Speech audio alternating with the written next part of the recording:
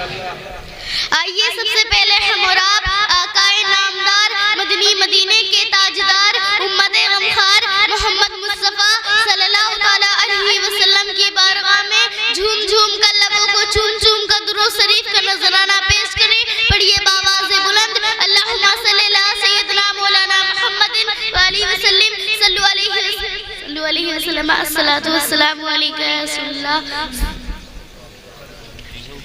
ایک مرتبہ حضرت عبدالمطلب خانہ کعبہ کا طواف کرتے ہیں اور کرتے کرتے کیا دیکھتے ہیں کہ خانہ کعبہ منہ کے بل گر جاتا ہے. حضرت عبدالمطلب پریشان ہو جاتے ہیں اور کہتے ہیں ابھی تو خانہ کعبہ کی تعمیر کرائی گئی تھی, اچانک خانہ کعبہ گر کیسے گیا؟ حضرت عبدالمطلب پریشان ہو کر باہر آتے ہیں. باہر انہیں ایک لونڈی ملتی ہے. وہ لونڈی ان سے کہتی ہے اے حضرت عبدالمطلب تیرے ہر پوتا پیدا ہوا ہے. حضرت عبدالمطلب نے فرما دیا کہ خانہ کعبہ گرا نہیں تھا بلکہ سجدے میں تھا, کیونکہ آج میرے پوتے محمد مصطفیٰ صلی اللہ تعالیٰ علیہ وسلم کی ولادت و شہادت کری ہے.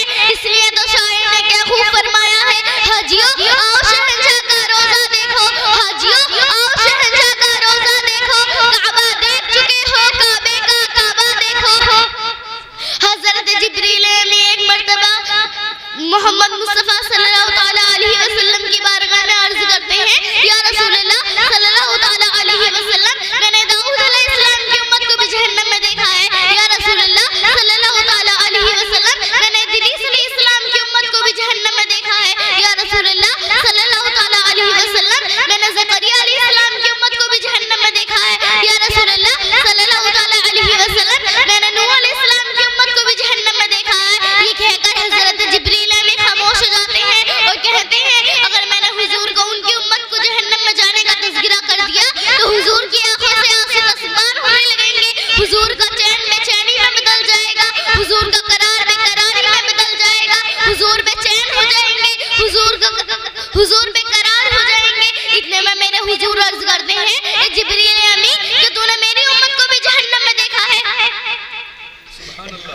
حضرت جبریل امین مجبوراً کہتے ہیں ہاں رسول اللہ میں نے آپ کی امت کو بھی جہنم میں دیکھا ہے. یہ سن کر میرے حضور کی آنکھوں سے آنسو اسبار ہونے لگتے ہیں. میرے حضور کا چین بے چینی میں بدل جاتا ہے, میرے حضور کا قرار بے قراری میں بدل جاتا ہے, میرے حضور بے قرار ہو جاتے ہیں اور روتے روتے غار حرا میں چلے جاتے ہیں. ایک صحابہ اکرام جو ان کے پیچھے نماز پڑھا کرتے تھے وہ اس لیے پڑھا کرتے تھے کہ ایک طرف اللہ کی عبادت ہوگی, دوسری طرف چہرہ انور کی زیارت. ایک طرف اللہ کی عبادت ہوگی, دوسری طرف چہرہ انور کی زیارت.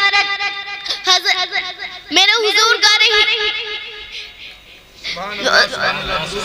وہ صحابہ حضرت جبریل امین ان صحابہ سے کہتے ہیں, وہ صحابہ اکرام ایک جنگل میں جاتے ہیں اور ایک چرواہے سے کہتے ہیں اے چرواہے کہ تو نے میرے محمد کو دیکھا ہے, اے چرواہے کہ تو نے مذاق البصر کو دیکھا ہے. اے چرواہا کہتا ہے میں کسی محمد کو نہیں جانتا, میں کسی مذاق البصر کو نہیں جانتا, بس میں اتنا جانتا ہوں کہ اس گان میں کوئی اتنا پھوٹ پھوٹ کے روتا ہے, اتنی دردناک آواز سے روتا ہے کہ اس کی آواز سے میری بکریوں نے چڑھنا چھوڑ دیا.